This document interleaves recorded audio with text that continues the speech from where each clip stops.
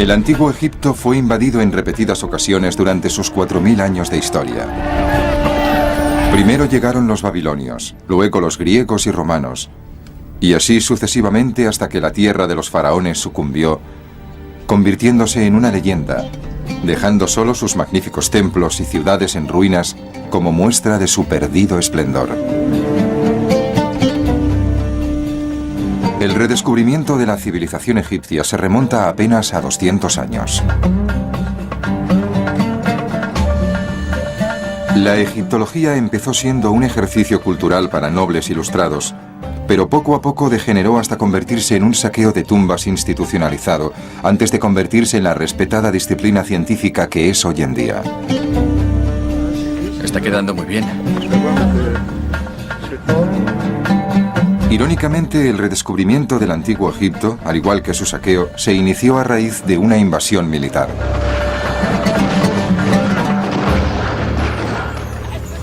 Seguiremos los pasos de ladrones, aventureros, científicos y exploradores que se embarcaron en la búsqueda del antiguo Egipto.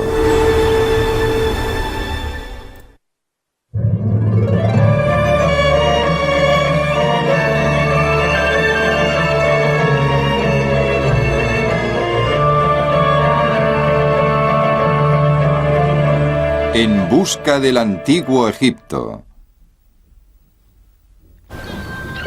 Aventureros y saqueadores.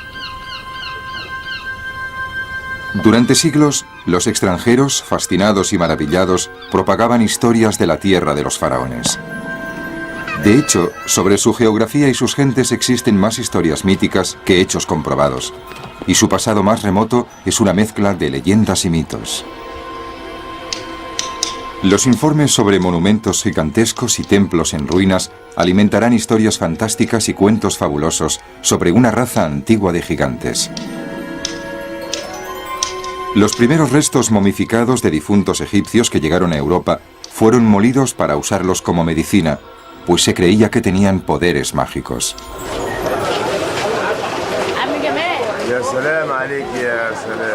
Hasta el siglo XVIII no se hace ningún intento serio por entender Egipto desde un punto de vista académico y científico. La primera chispa de interés por Egipto nace de una de las figuras más imponentes de la historia, Napoleón Bonaparte. En la década de 1790, Napoleón empieza a soñar con un imperio mundial. Como primer paso, decide invadir y conquistar el misterioso y desértico Egipto, puerta del continente africano. El 2 de julio de 1798, el ejército francés llega al puerto de Alejandría. 38.000 soldados desembarcan decididos a conquistar estas ancestrales tierras para mayor gloria de Francia y de su emperador. Napoleón está decidido a estudiar todo lo que pueda de Egipto, para lo que ha tomado una decisión muy poco habitual, la de incluir 167 artistas, investigadores e historiadores en su ejército invasor. Entre esos hombres ilustrados se encuentra el barón Dominique Vivant Denot. Denot tiene los antecedentes típicos del caballero francés de buena familia. Fue cortesano en tiempos de Luis XVI, artista de cierto talento y escritor de una novela erótica, creada para divertir a sus amigos de la corte, aunque no fue ni mucho menos una persona de formación académica. Denot, en sus propias palabras, nos dice: Nunca he estudiado nada. Estudiar me aburre mucho, pero me encanta observarlo todo.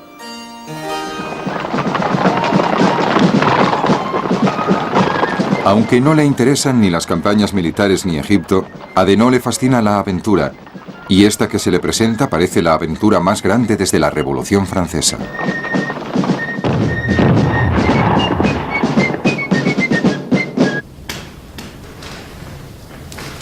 Antes de trasladar su enorme ejército al desierto egipcio, Napoleón funda el Instituto de Egipto para supervisar la labor de sus historiadores.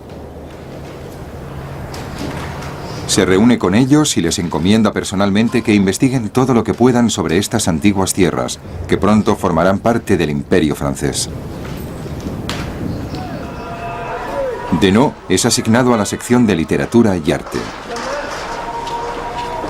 Como no le apetece trabajar en equipo, Denot opta por seguir su propio camino. Se pasea por las calles de El Cairo con la pluma en la mano y entra en las casas, ansioso por anotar todo lo que le parece interesante.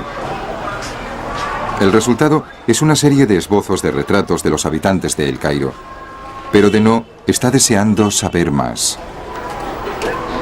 Tenía una enorme sensación de bienestar en El Cairo, pero no fue por eso por lo que abandoné París. No tenía por qué preocuparse. A los pocos días, Denot acompaña al ejército francés que se dirige al oeste desde El Cairo hacia las antiguas e imponentes pirámides. Y allí se encuentran cara a cara con el ejército de Murad Bey, jefe de los temibles mamelucos turcos y pachá de todo Egipto.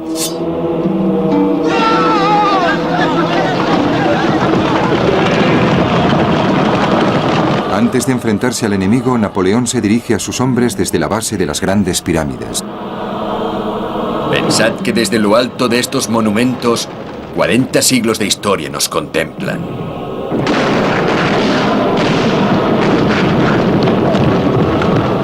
Los turcos luchan ferozmente contra los invasores franceses, pero no pueden competir con la tecnología militar europea, por lo que pronto deben replegarse hacia el desierto, dejando atrás miles de cadáveres cuya sangre empapa la arena.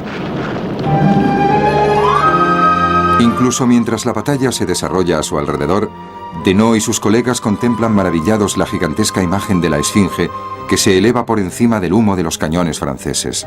Denot escribiría más tarde: aunque de proporciones colosales, su silueta es proporcionada y grácil. La expresión de su tez es serena, elegante y tranquila. Sus labios tienen una suavidad y una delicadeza realmente admirables, como si fueran de carne y hueso.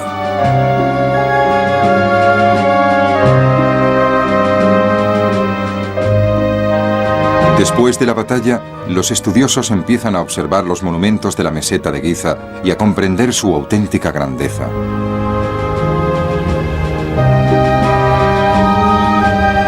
Pisaba el suelo de un país cubierto por un velo de misterio desde tiempo inmemorial, vedado a los europeos desde hacía 2000 años.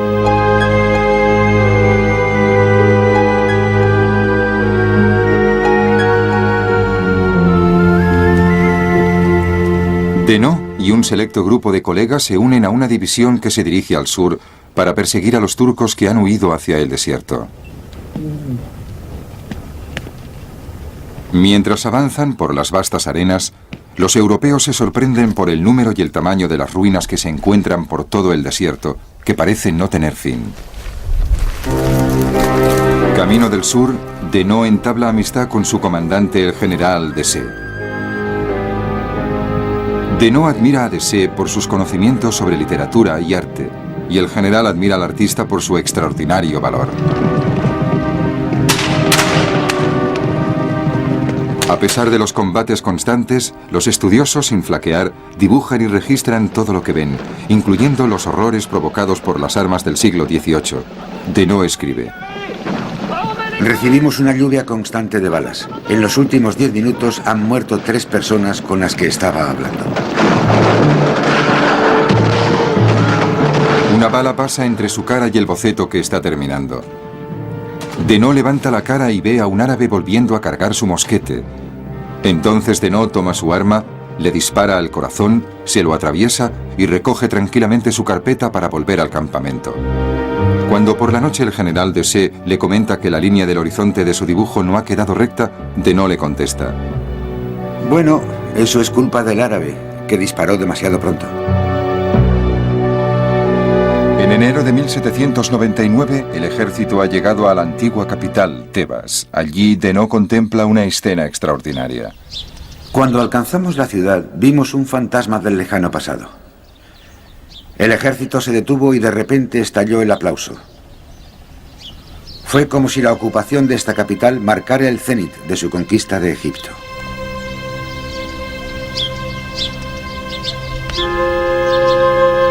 Los soldados se ofrecieron inmediatamente para que pudiera dibujar apoyándome en sus rodillas, mientras que otros formaron un círculo a mi alrededor para darme sombra. Los brillantes rayos del sol iluminaban una escena que yo deseaba transmitir a mis lectores. Quería que compartieran lo que yo sentía ante tanta grandeza. Por desgracia, las prioridades militares tienen preferencia sobre el trabajo de los estudiosos. Denot solo pasa un día en Tebas, sin poder gozar con tranquilidad de los monumentos que ha visto tan brevemente. Podría haberme pasado un mes entero saboreando lo que tuve que asimilar en solo 12 horas.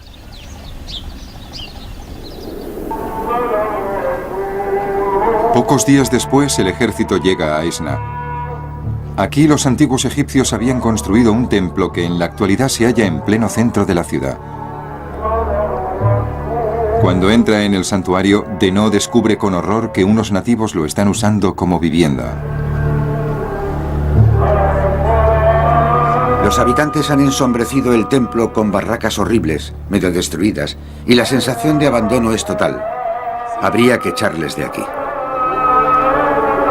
El pórtico se encuentra en buen estado de conservación y presenta gran variedad de relieves. Se compone de 18 columnas con capiteles campaniformes. Me he esforzado por reflejar el monumento de la forma más exacta y viva que he podido. Pero los estudiosos no se limitan a dibujar los edificios. También copian minuciosamente los incomprensibles jeroglíficos que los cubren. Llevan más de un año recogiendo muestras de ese extraño lenguaje pictórico, sin tener ni idea de cómo descifrarlo, con la esperanza de que las futuras generaciones puedan desentrañar sus secretos.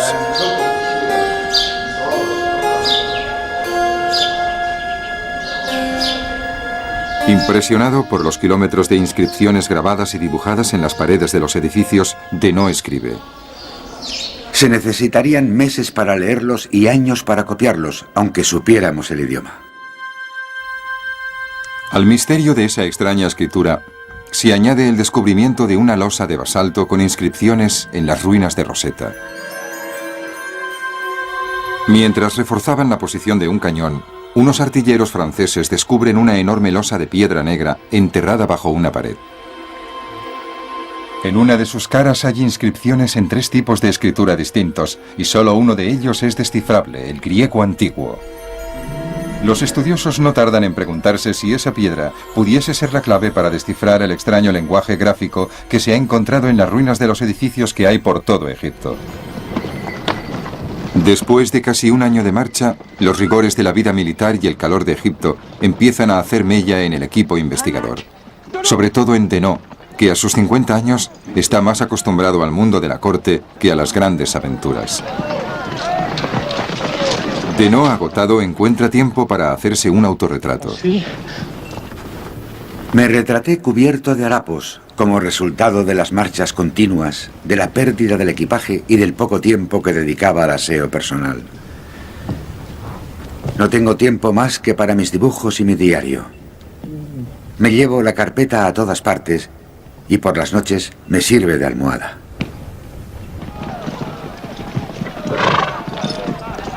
A pesar de las duras condiciones de vida y la falta de suministros, el ejército de Napoleón sigue avanzando lentamente. Egipto se ha convertido en un gran campo de batalla y la situación de los invasores franceses se vuelve cada vez más desesperada.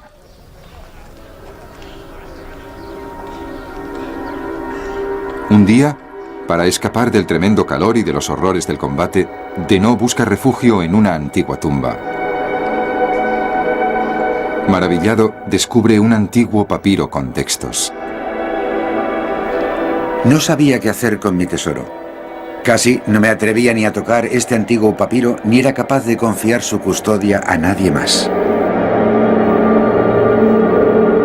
Fascinado por el rollo de papiro que ha encontrado, se da cuenta de su auténtica importancia. Fue la primera vez que vi imágenes en forma de escritura. Los egipcios debían de tener libros.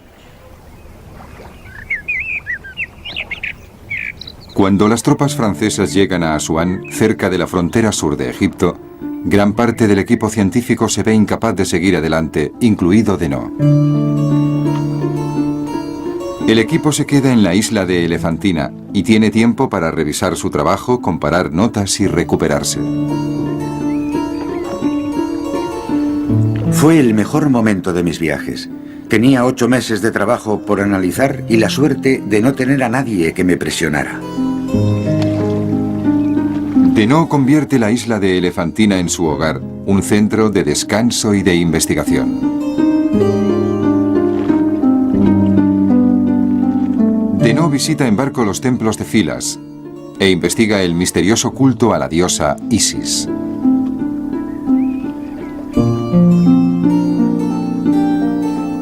A pesar de sus muchas experiencias memorables en Egipto, es aquí, en Filas, donde Denot encuentra más satisfacción.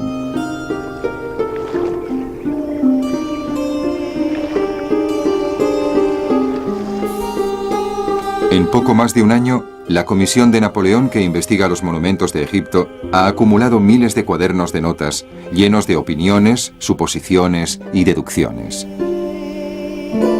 Los artistas han creado casi 10.000 dibujos, de los cuales más de 1.000 han sido hechos por Denot. Finalmente, recuperadas sus fuerzas, Denot regresa a El Cairo, donde entrega personalmente su trabajo a Napoleón Bonaparte. Entusiasmado por la gran cantidad de trabajo realizado, Napoleón nombra 2 comisiones para compilar todas las investigaciones en Francia. Y aunque los ingleses echan a los franceses de Egipto al cabo de pocos meses, las investigaciones de la comisión continúan. El resultado es el primer estudio formal sobre el antiguo Egipto, la gigantesca Descripción de Egipto. La publicación del trabajo de Denot y de la expedición napoleónica despierta un entusiasmo febril en toda Europa. De repente, Egipto se pone de moda. El barón Dominique Vivant Denot es nombrado director general del Museo Napoleón, que cambiará más tarde su nombre por el de El Louvre. En él trabaja sin descanso para ampliar la colección francesa de arte egipcio.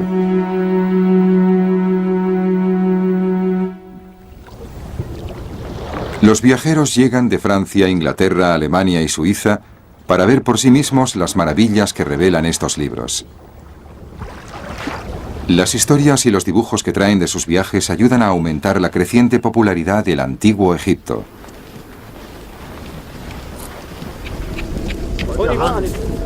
Pero el paso siguiente para descifrar los secretos de Egipto no lo dará ningún aventurero o explorador, sino el hermano de un trabajador de la empresa que imprime la gigantesca Descripción de Egipto.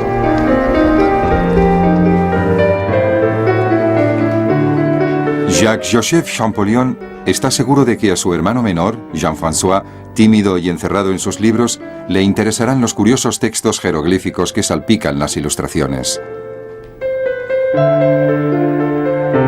Jean-François Champollion es sin duda un niño prodigio.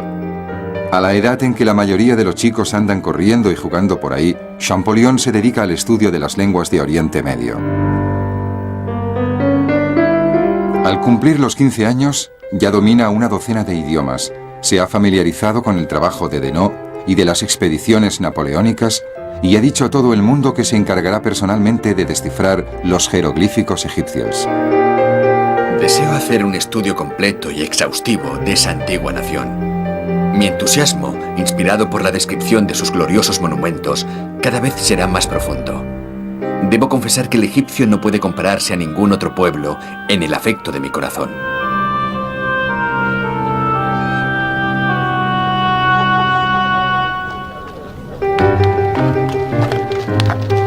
En 1807, Champollion cumple 17 años y se traslada a París. Los 10 años siguientes de su vida los pasará estudiando cualquier indicio informativo que tenga relación con Egipto, con sus monumentos y sus jeroglíficos. Repasa las notas y los diarios de los veteranos de la campaña napoleónica y frecuenta constantemente las salas y los sótanos de la colección egipcia del Louvre.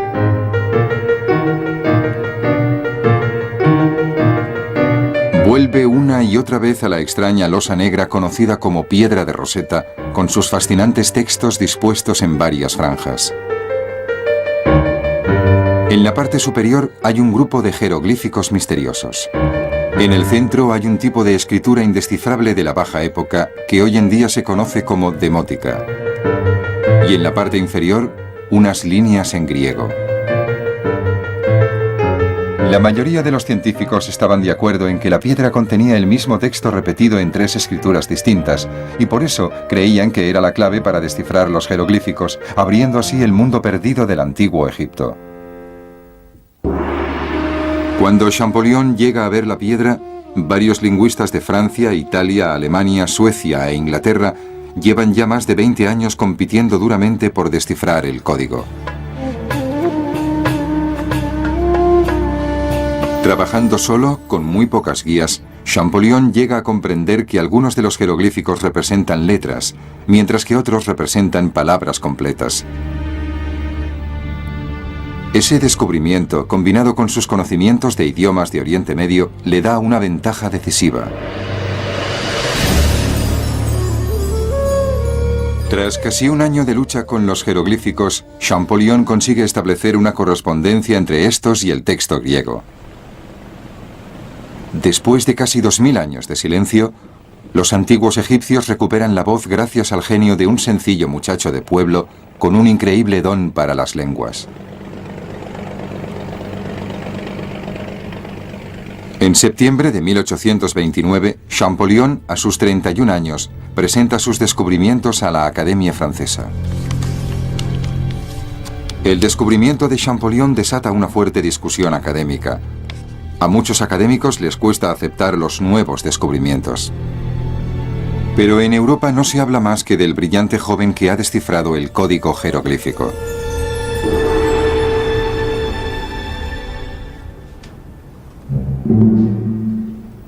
Para verificar su trabajo y silenciar a sus detractores, Champollion insiste en que el Louvre organice una expedición a Egipto.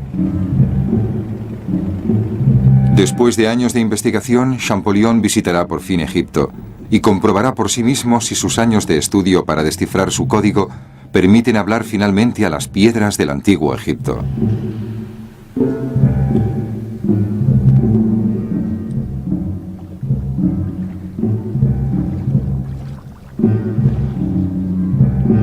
Se hacen los preparativos para que el equipo francés dirigido por Champollion se sume a una expedición italiana que está a punto de zarpar rumbo a Egipto.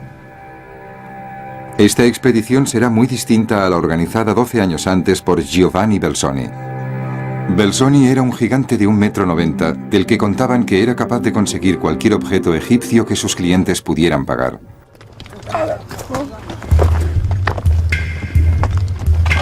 Belzoni, que fue forzudo en un circo, monje, bailarín e ingeniero, era ahora el mejor experto del mundo en arqueología egipcia.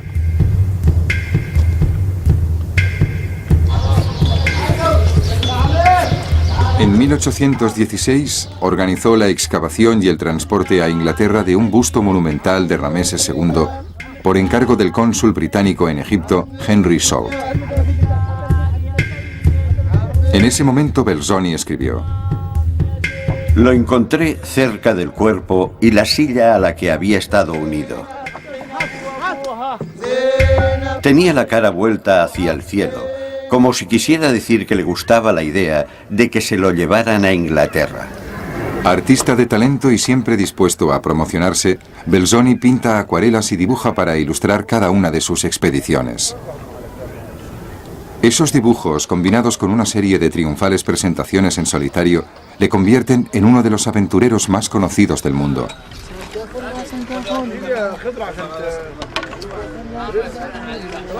Como ocurre con muchos de los primeros exploradores, en Belzoni es difícil distinguir entre la verdad y las historias que se inventa para promocionar su imagen. Desde luego, sus métodos son tan legendarios como él mismo. Ha abierto más de una tumba usando un ariete.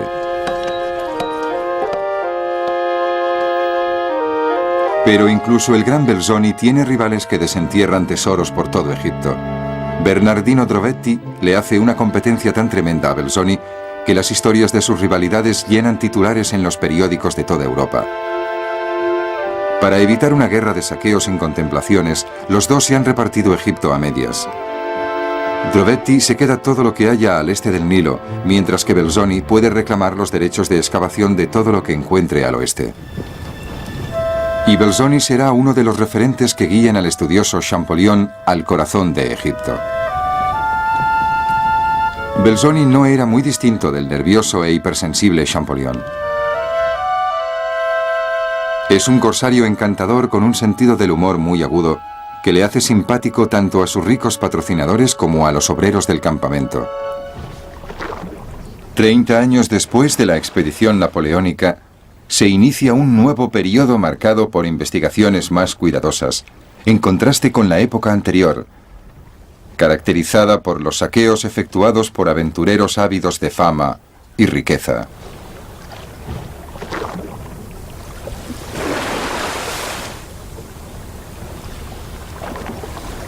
Al día siguiente, Champollion lleva a sus hombres a tierra y escribe en su diario: He llegado a estas tierras de Egipto por las que tanto he suspirado.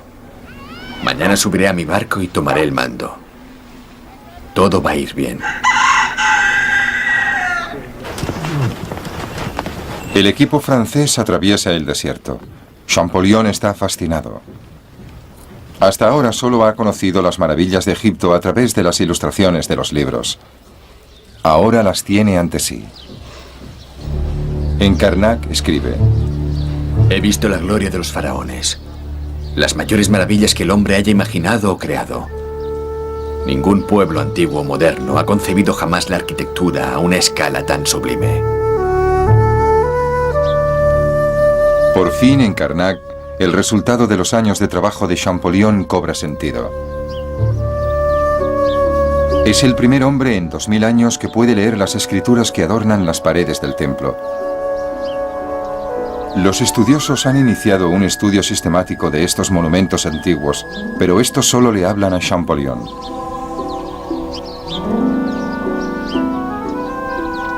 Era casi increíble que pudiera leer con tanta fluidez.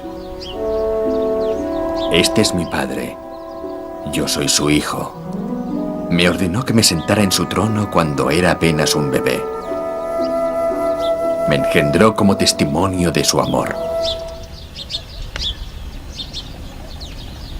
La expedición sigue hasta las profundidades del desierto egipcio, y el humor de Champollion pasa del entusiasmo al desánimo y viceversa. Ante las ruinas desperdigadas del templo de Amenofis III se deprime. Anda entre los escombros, murmurando entre dientes sobre la irreparable pérdida de ese gran monumento. Aquí había 18 colosos, y el más pequeño de todos medía 6 metros. Todos esos monolitos están destrozados, y sus enormes miembros desperdigados por el suelo.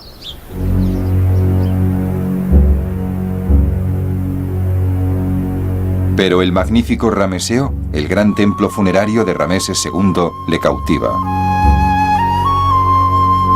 El Rameseo es tal vez lo más puro y noble que queda en Tebas. La imaginación se desboca cuando pensamos que este fue el último refugio de los príncipes más famosos de la historia del antiguo Egipto.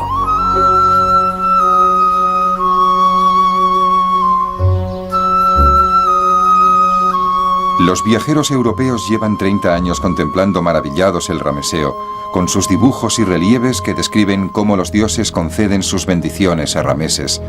Pero Champollion es el primero en descifrar su significado. Te aseguro que tu edificación será tan perdurable como el cielo. Te concedo muchos años para gobernar Egipto. Te ofrezco el poder sobre los demás países. Te entrego el sur y el norte, el este y el oeste. Te concedo larga vida para gobernar el mundo. Deseo que tu palacio viva para siempre.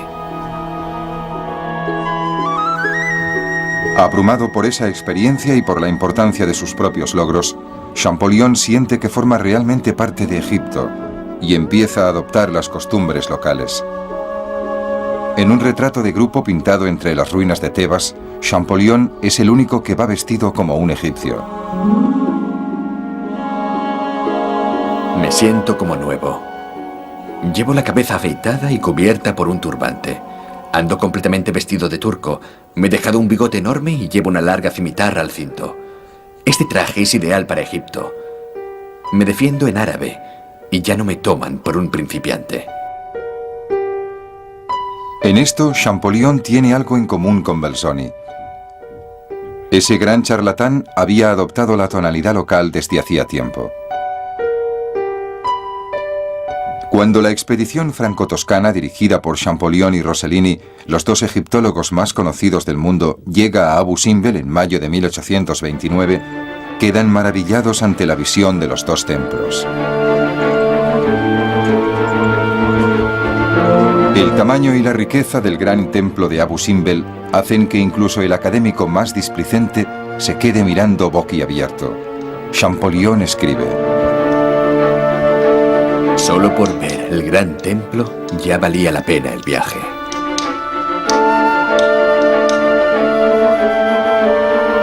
A pesar del peligro de la arena y los desprendimientos, muchos miembros del grupo, incluyendo a Rossellini y Champollion, inician la peligrosa ascensión hasta la entrada del templo.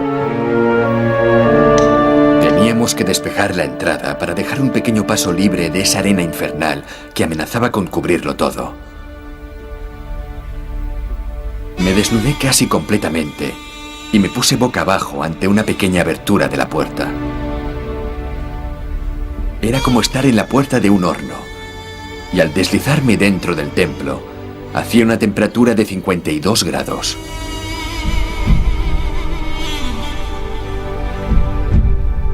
El equipo sigue trabajando en medio de una oscuridad asfixiante. Rossellini, Ricci y yo mismo, y uno de nuestros acompañantes árabes, con velas en la mano, paseamos por ese increíble edificio.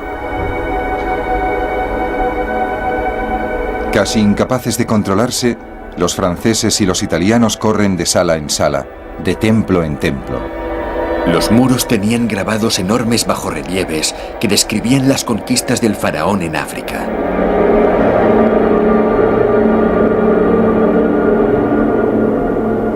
Champollion se dedica a copiar los jeroglíficos, descifrándolos, mientras Rossellini hace esbozos que luego convertirá en cuadros. Trabajan sin parar, casi sin comer, y bebiendo solamente el agua del Nilo. Bajo la tensión creciente, el frágil cuerpo de Champollion empieza a ceder. Más de una vez, otros miembros de la expedición le encuentran inconsciente, con sus notas desperdigadas por el suelo.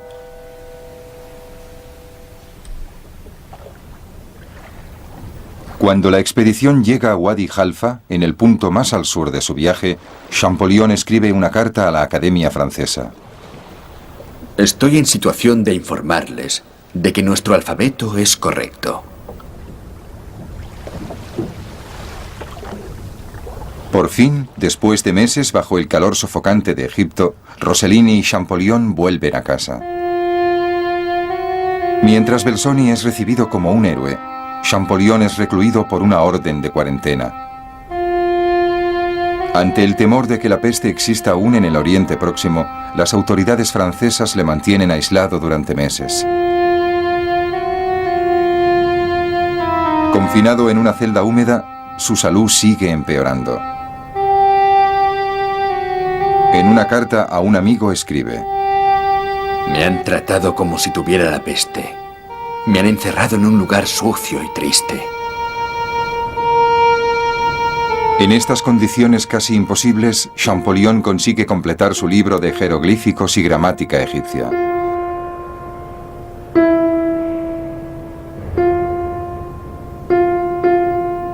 Y el 4 de marzo de 1832, solo 27 meses después de volver de Egipto, Jean-François Champollion muere a los 41 años.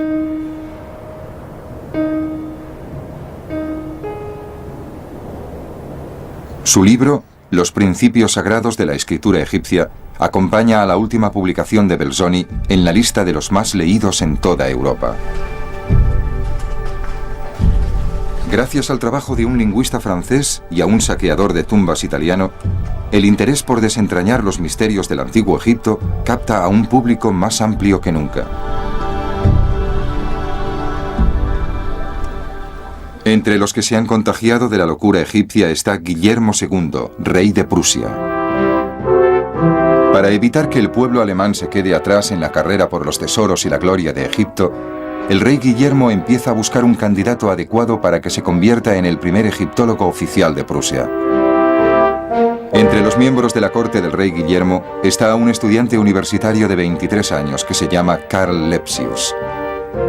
Pocas semanas después de la muerte de Champollion, Lepsius había completado una tesis sobre la traducción de unas complicadas inscripciones latinas. Cuando sus profesores le animan a usar su talento para trabajar con el método de Champollion para descifrar jeroglíficos, Lepsius no muestra ningún interés. Como joven caballero, tiene intención de utilizar sus contactos en la corte real para llevar una vida de comodidades y lujo. Las tumbas calurosas y polvorientas de Egipto no tienen ningún atractivo para un joven ambicioso como él. ¿Cómo iba a saber que su rey estaba buscando un egiptólogo de corte? Ignorante de la oportunidad que le espera, Lepsius emprende un viaje de placer a París que inevitablemente le conduce a la colección egipcia del Louvre y a un encuentro casual con los antiguos colaboradores de Denot y Champollion.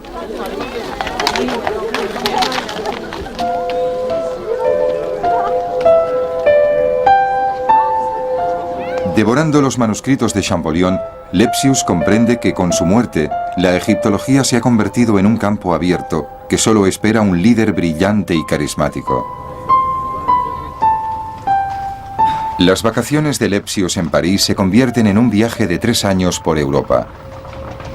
Devora hasta el último rastro de información disponible sobre Egipto. Escribe notas y más notas sobre Egipto y la traducción de los jeroglíficos. Finalmente, su trabajo capta la atención del rey Guillermo. Por fin hay alguien digno de guiar una expedición alemana a Egipto.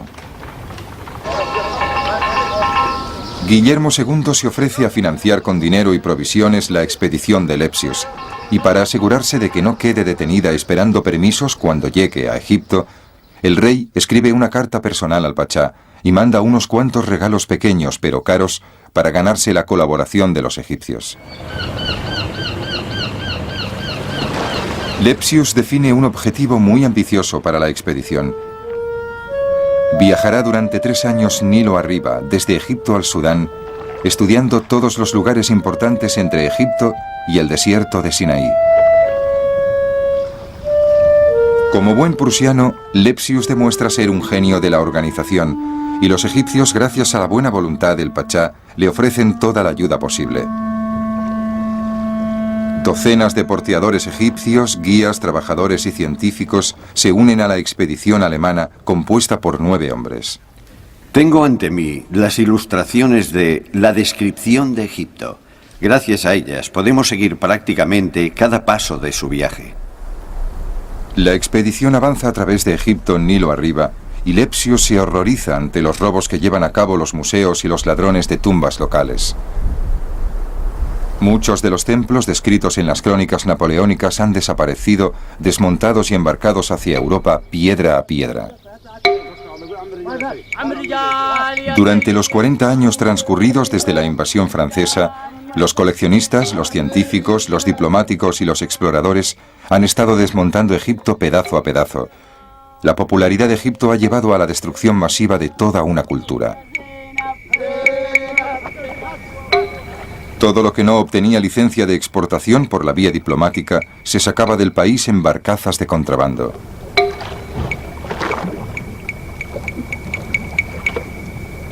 Puede que los franceses iniciaran este proceso durante la invasión napoleónica, pero los ingleses y los italianos se habían esforzado por alcanzarles, y gracias a hombres como Belzoni y su rival Drobetti iban ganando terreno.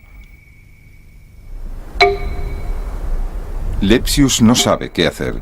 Su único objetivo es estudiar la cultura egipcia, pero empieza a darse cuenta de que si Alemania quiere estar a la altura del resto de Europa, tendrá que llevarse todos los trofeos que pueda.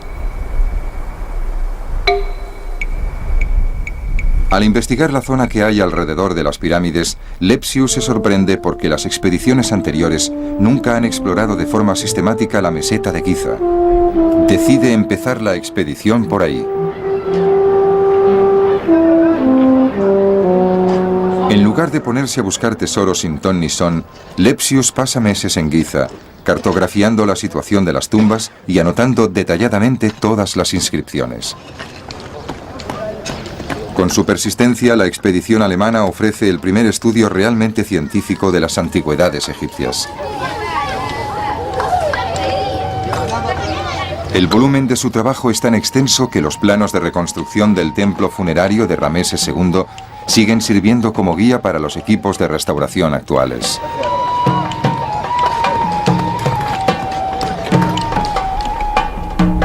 En su diario, Lepsius registra los progresos de la expedición. Antes de salir para el sur de Egipto, hemos examinado 130 tumbas privadas y descubierto los restos de 67 pirámides. A finales de 1843, Lepsius se cruza en el camino del explorador y egiptólogo francés Émile Pries d'Avence. Como los demás, d'Avence también ha adoptado la ropa, el idioma y las costumbres locales, y aunque es un ingeniero experto, vive en una tienda beduina y se hace llamar Edris Effendi. Aunque la excéntrica forma de vida de d'Avence recuerda a Champollion, sus métodos son mucho más brutales que los de Belzoni o Drobetti. Si ellos eran ladrones, los actos de d'Avence son un puro saqueo a gran escala. La expedición alemana y la banda de saqueadores de d'Avence se enteran casi al mismo tiempo de que el gobierno egipcio planea demoler la sala de los antepasados del templo de Karnak y utilizar las piedras en un nuevo proyecto arquitectónico.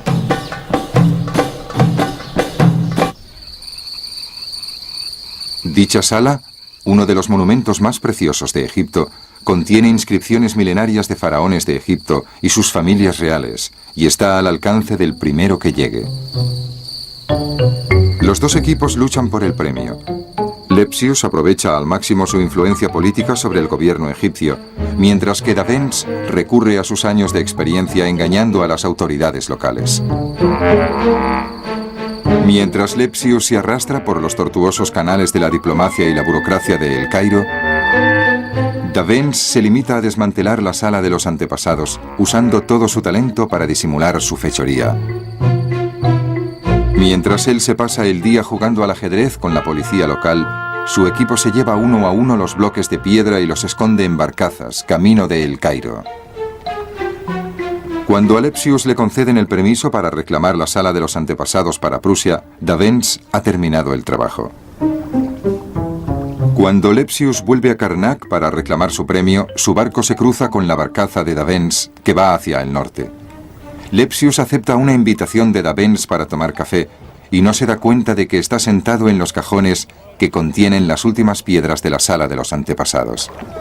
El templo había desaparecido de Karnak y la arqueología legal era víctima del engaño de los saqueadores.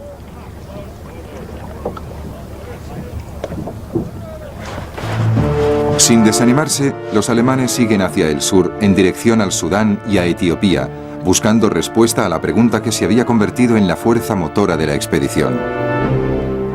¿Se encontrarán las raíces del Egipto faraónico en una civilización africana largamente olvidada? Lepsius tiene la teoría de que si puede establecer con exactitud la fecha de construcción de los templos de Nubia, podrá demostrar que existe un vínculo histórico entre el antiguo Egipto y el resto de África. Al cabo de un tiempo, la expedición alemana llega al oasis de Wadi Halfa. Ninguna expedición europea se había atrevido a seguir más hacia el sur.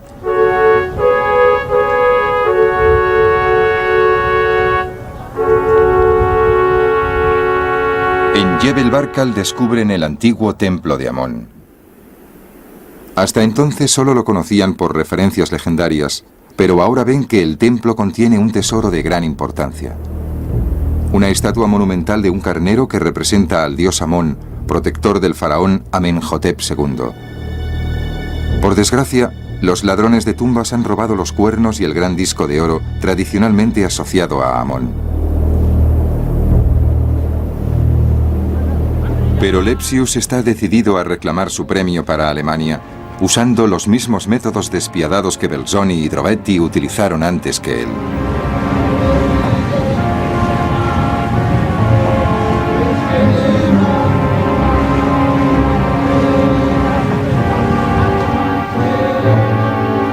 Una vez transportado a Europa, Lepsius hizo que reconstruyeran los cuernos y el disco perdidos.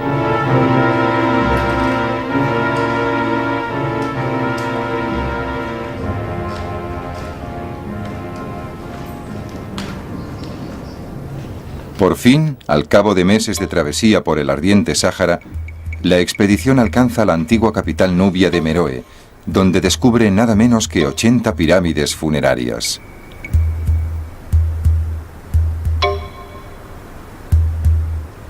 Pero incluso aquí, tan al sur, los monumentos antiguos han sido expoliados. Aquí no son los europeos los que los destrozan, sino los hombres de las tribus locales.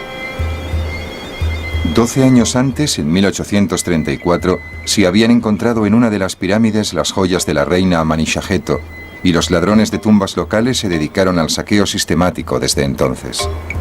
Negociando cuidadosamente, Lepsius consigue convencer al jefe local para que ponga fin a la destrucción de esos lugares históricos. En 1846, Lepsius vuelve triunfalmente a Prusia, siendo el primer alemán que entra en las filas de los grandes exploradores de Egipto.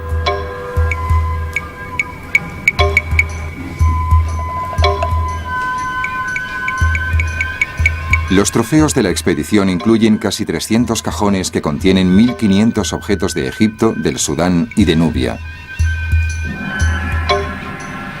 El botín incluye varias cámaras funerarias, algunas incluso intactas con todo su contenido, y los sarcófagos originales con sus momias. En su esfuerzo por detener el saqueo del antiguo Egipto, Lepsius se ha convertido en uno de sus principales expoliadores.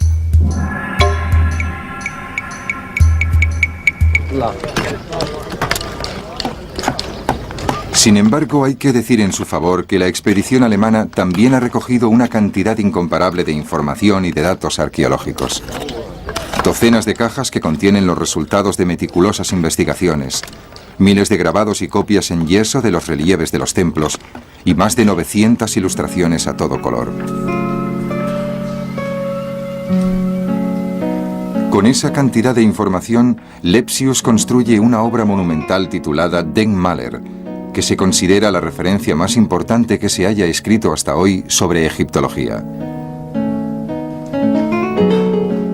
Con la publicación del Denkmäler, Alemania se convierte oficialmente en una seria competidora en el campo de la egiptología. En 1850, Lepsius es nombrado jefe del nuevo Museo Egipcio de Berlín, creado básicamente con el botín de su propia expedición.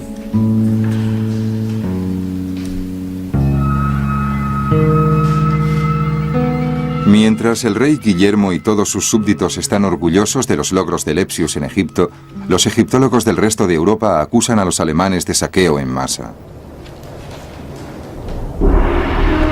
En realidad, la mayor parte de las críticas provienen de franceses, ingleses e italianos, que están sencillamente molestos por la competencia alemana en la gran caza del tesoro egipcio. Pero los alemanes se unen a la batalla y no hay quien la pare.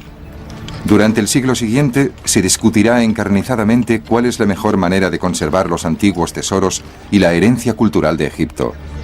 ¿Hay que embarcarlos hacia los museos europeos o dejarlos desperdigados por el desierto egipcio a merced de los elementos y de las bandas de ladrones?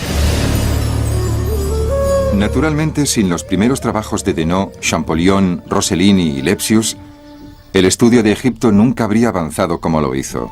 Pero, ¿es que eso justifica la violación en masa de una cultura nacional?